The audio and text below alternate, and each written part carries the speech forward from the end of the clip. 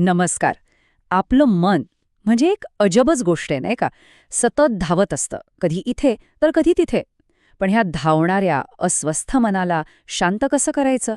यासाठी एका प्राचीन पण आजही अगदी तंतोतंत लागू पडणाऱ्या मार्गदर्शिकेबद्दल आज आपण बोलणार आहोत, थेट पतंजलींचा योगसूत्रांमधून.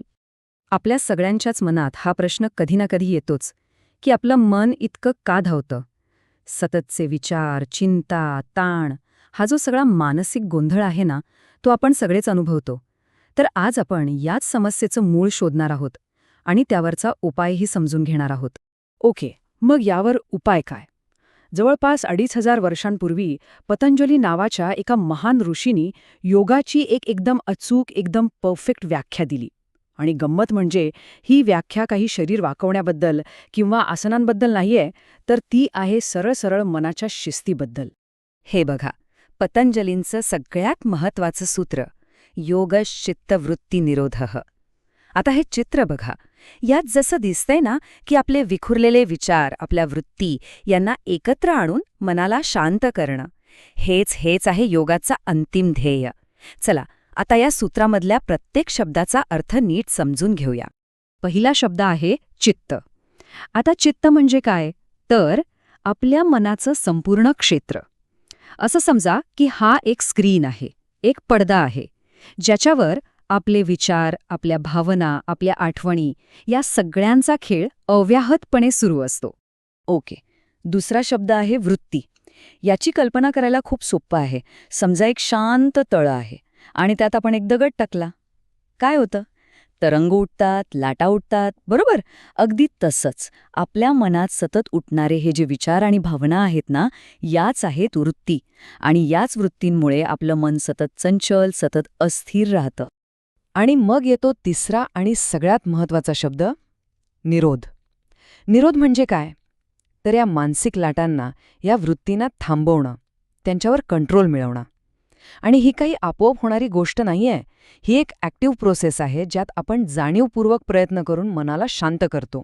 तर मग या दोन अवस्थांमध्ये म्हणजे नियंत्रित आणि अनियंत्रित मनात जमीन आसमानाचा फरक आहे. जेव्हा आपलं मन अनियंत्रित असतं तेव्हा काय होतं? आपण आपल्या वृत्तींशी म्हणजे आपला राग, आपली भीती, आपला लोभ ह्या सगळ्याशी एकरूप होऊन जातो आणि मग त्यातनं दुःखच तयार होतं. याउलट जेव्हा मन आपल्या ताब्यात असतं, नियंत्रित असतं, तेव्हा आपण आपल्या खऱ्या, शांत आणि आनंदी स्वभावात स्थिर होतो. हे चित्र बघा, हा फरक अगदी स्पष्ट दिसतोय. एका बाजूला आहे ती वृत्तींशी एकरूप झाल्यामुळे होणारी मनाची उलथापालट, तो सगळा गोंधळ, आणि दुसऱ्या बाजूला आहे मनावर नियंत्रण मिळवल्यावर आलेली ती शांत, स्थिर अवस्था. खरं तर आपल्या रोजच्या आयुष्यातल्या सुखदुःखाचं मूळ कारण हेच आहे. आता एक खूप इंटरेस्टिंग गोष्ट. पतंजली काय म्हणतात माहितीये?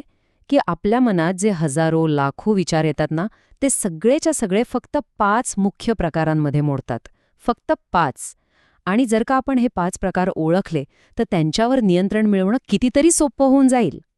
तर या आहेत त्या 5 वृत्ती: प्रमाण, विपर्यय, विकल्प, निद्रा आणि स्मृती. चला, आता यातली प्रत्येक वृत्ती म्हणजे नेमकं काय ते एक एक करून समजून घेऊया. सुरुवात करूया पहिल्या 2 वृत्तींपासून. यांचा संबंध थेट आपण वास्तवाला म्हणजे रियालिटीला कसं बघतो याच्याशी आहे, मग ते योग्य असो किंवा अयोग्य. पहिली वृत्ती आहे प्रमाण म्हणजे योग्य ज्ञान. हे ज्ञान आपल्याला 3 मार्गांनी मिळतं. एक तर थेट अनुभवातून म्हणजे जे आपण स्वतः बघतो, अनुभवतो. दुसरं तर्काच्या आधारे म्हणजे अनुमान लावून. आणि तिसरं विश्वसनीय व्यक्ती किंवा ग्रंथांकडून. पण इथे एक गोष्ट लक्षात घेण्यासारखी आहे की हे योग्य विचार असले तरीही ते सुद्धा मनामध्ये एक तरंग, एक वृत्ती निर्माण करतातच. आता दुसरी वृत्ती ही आहे विपर्यय. विपर्यय म्हणजे चुकीचं ज्ञान किंवा आपला गैरसमज.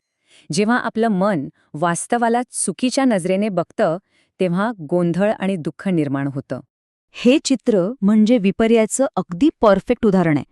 अंधारात पडलेली दोरी आपल्याला साप वाटते आणि मनात जी भीती निर्माण होते ती 100% खरी असते. पण त्या भीतीचं कारण काय? तर चुकीचं ज्ञान. आपल्या रोजच्या आयुष्यातही असे कितीतरी गैरसमज आपल्या दुःखाला कारणीभूत ठरतात, नाही का? ओके. तर पहिल्या 2 वृत्ती आपण पाहिल्या. चला, आता उरलेल्या 3 मानसिक वृत्ती काय आहेत ते बघूया. तिसरी वृत्ती आहे विकल्प, म्हणजेच आपली कल्पनाशक्ती. आपलं मन अशा गोष्टींची कल्पना करू शकतं ज्या जगात अस्तित्वातच नाहीत. जसं की इथे म्हटलंय शिंग असलेला ससा. आता ही कल्पनाशक्ती खूप उपयोगी आहे, पण अनेकदा तीच चिंता आणि विनाकारण भीतीचं कारणसुद्धा बनते. चौथी वृत्ती आहे निद्रा, म्हणजे झोप. पतंजलींचे मते झोप म्हणजे फक्त ब्लँक अवस्था नाहीये, तर ती सुद्धा एक विशिष्ट मानसिक वृत्ती आहे जी जागेपणीच्या अनुभवांच्या अभावावर, नसण्यावर लक्ष केंद्रित करते. इंटरेस्टिंग आहे ना? आणि 5वी शेवटची वृत्ती आहे स्मृती, म्हणजे आठवण. भूतकाळातल्या चांगल्या वाईट घटना आपण पुन्हा पुन्हा आठवत राहतो आणि या आठवणींमुळे आपल्या मनाच्या शांत तलावात वर्तमान क्षणात सतत तरंग उठत राहतात. तर आपण समस्या काय आहेत ते पाहिलं, त्याचे 5 प्रकारही समजून घेतले. आता येऊया सगळ्यात महत्त्वाच्या भागाकडे. यावर उपाय काय? पतंजलींनी मनाला शांत करण्यासाठी एक अगदी स्पष्ट 2 भागांमध्ये उपाय सांगितला आहे. आणि आश्चर्य वाटेल, पण या एवढ्या मोठ्या गुंतागुंतीच्या समस्येवरचं उपाय फक्त 2 स्तंभांवर उभा आहे. फक्त 2 गोष्टी. हे आहेत ते 2 महत्त्वाचे उपाय, किंवा आपण म्हणू शकतो की ही 2 हत्यारं आहेत जी योगसूत्रांमध्ये मनाला स्थिर करण्यासाठी सांगितली आहेत: अभ्यास आणि वैराग्य. या उपायाचा पहिला भाग आहे अभ्यास. आता याचा अर्थ काय?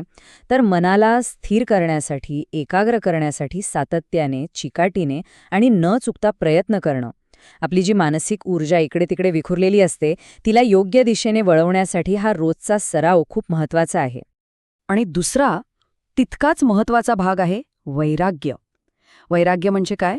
तर ज्या गोष्टींच्या मागे आपलं मन सतत धावतं, ज्या गोष्टी आपल्याला हव्याहव्याशा वाटतात किंवा ज्याचा आपण द्वेष करतो, त्या इच्छा आणि द्वेषाच्या भावनांबद्दल अनासक्त होणं, त्यांना सोडून देण्याचा सराव करणं. कारण ह्याच गोष्टी आपल्या मनातली सगळी खळबळ निर्माण करतात. तर आजच्या या सगळ्या विवेचनानंतर एक प्रश्न स्वतःला विचारण्यासारखा आहे. या 5 वृत्तींपैकी कोणती वृत्ती आपल्या मनावर जास्त राज्य करते? जर आपण या प्राचीन ज्ञानाचा वापर करून स्वतःच्या मनाचं निरीक्षण केलं तर या आंतरिक गोंधळावर नियंत्रण मिळवण्याचा मार्ग आपल्याला नक्कीच सापडू शकतो.